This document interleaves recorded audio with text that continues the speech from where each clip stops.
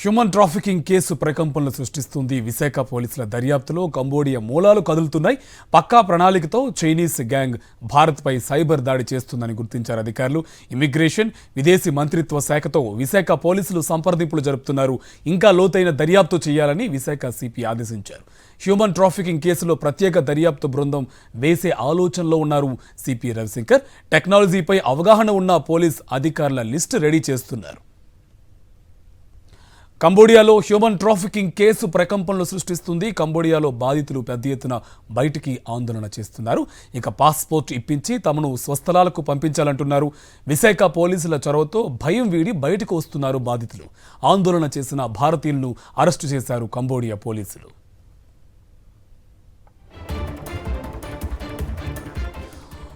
వైజాగ్ నుంచి మా కరెస్పాండెంట్ నరేష్ మనకి లైవ్లో అప్డేట్స్ అందిస్తారు. నరేష్, కంబోడియాలో హ్యూమన్ ట్రాఫికింగ్ కేసు ప్రకంపనలు సృష్టిస్తుంది. వైజాగ్లో దానికి సంబంధించిన మూలాలు బయటకు వస్తున్నాయి ఒక్కొక్కటిగా.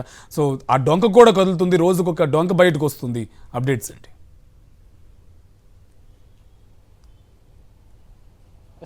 పూర్తిగా విశాఖపట్నం నుంచి కావచ్చు, భారత వ్యాప్తంగా చాలా రాష్ట్రాల నుంచి కంబోడియాకి హ్యూమన్ ట్రాఫికింగ్ నేపథ్యంలో చాలా వరకు ఉద్యోగాల పేరిట చాలామందిని కూడా యువకులను ఏజెంట్లు వయా బ్యాంకాక్, సింగపూర్ వయా మనకి కంబోడియాకి తీసుకెళ్లడం జరిగింది. పూర్తిగా దీనికి సంబంధించి విశాఖ పోలీసులు కేసు నమోదు చేసిన తర్వాత 2 నుంచి 3 సంవత్సరాల పాటు కూడా గుట్టు చప్పుడు కాకుండా నడుపుతున్న ఈ ముఠా గుట్టు మొత్తం బయటకు పడింది.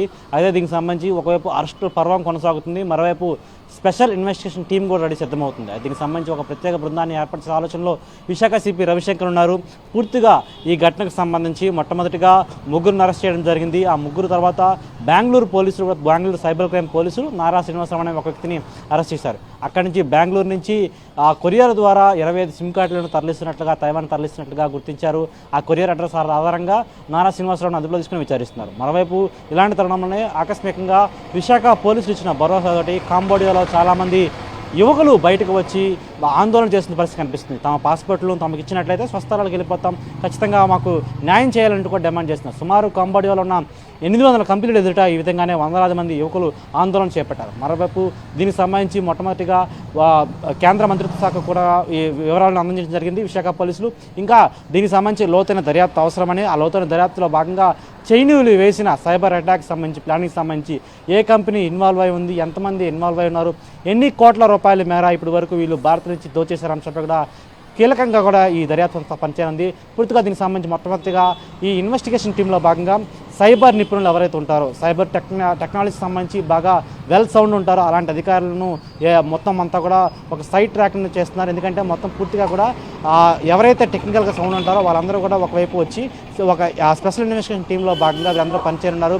అయితే దీనికి సంబంధించి మొట్టమొదటిగా అరెస్ట్ చేసిన 3 నుంచి ప్రాథమిక సమాచారం ఏం తీసుకున్నారు, అదేవిధంగా సైబర్ నేరగాలు సంబంధించి ఏ పందాలో పనిచేస్తూ ఉంటారు, గతంలో దీనికి సంబంధించి కంబోడియా నుంచి గతంలో కూడా కొంతమంది ఈ విధంగానే సైబర్ అటాక్ చేయడంతో వారిని కూడా అరెస్ట్ చేశారు. వారు వివిధ జైల్లో ఉన్నట్టు గుర్తించారు. వారికి సంబంధించిన వారి దగ్గర కూడా కీలక వివరాలు సేకరించే అవకాశం ఉంది. ఎట్టకేలకు ఎలా అయినా సరే కంబోడియాలో ఇరుక్కుపోయిన భారతీయులను బయటకు తీసుకొచ్చి స్వస్థలాలకు సురక్షితంగా తీసుకురావాలని ఆలోచనలో అధికారులు ఉన్నట్టుగా తెలుస్తుంది. అందులో భాగంగానే ఇప్పుడు ఆంధ్రప్రదేశ్ సంబంధించి మొత్తం 150 మంది కంబోడియాలో ఇరుక్కుపోయారు.